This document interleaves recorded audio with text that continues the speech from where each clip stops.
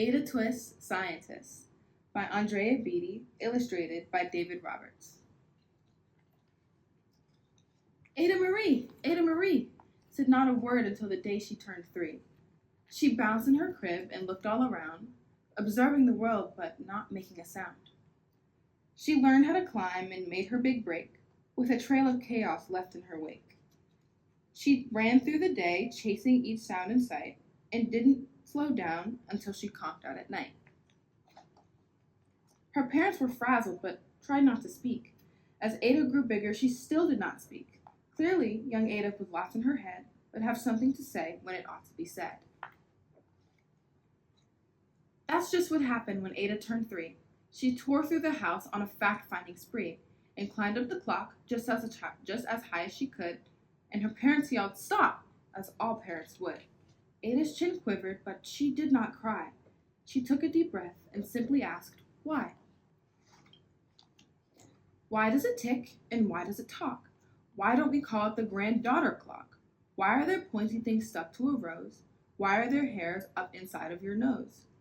She started with why and then what, how and when. By bedtime, she came back to why once again.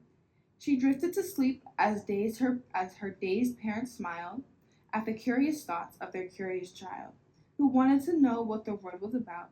They kissed her and whispered, "You'll figure it out."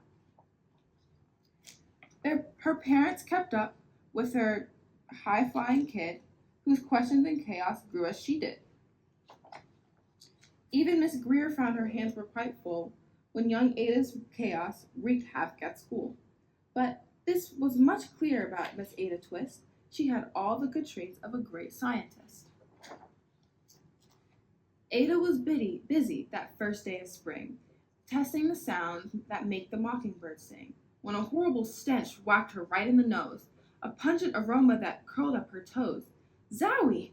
said Ada, which got her to thinking. What is the source of this terrible stinking? How does nose know there is something to smell?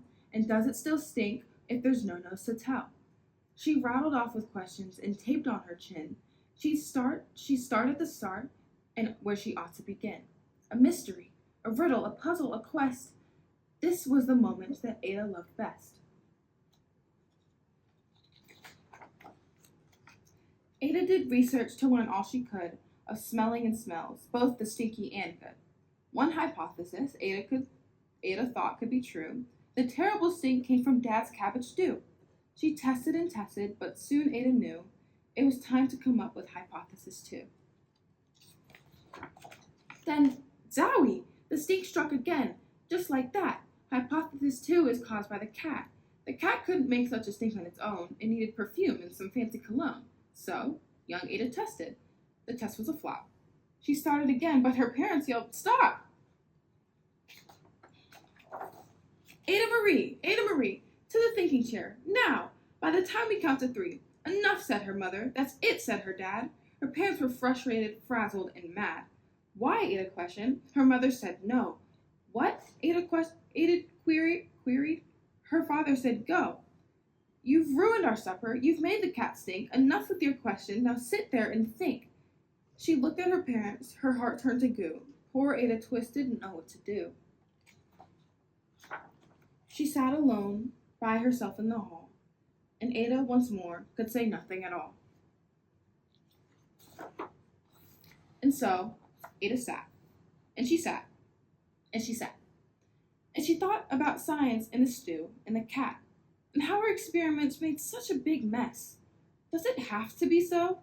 Is that part of success? Are messes a problem? And while she was thinking, what was the source of the terrible stinking? And Ada Marie did what scientists do. She asked a small question, and then she asked 2.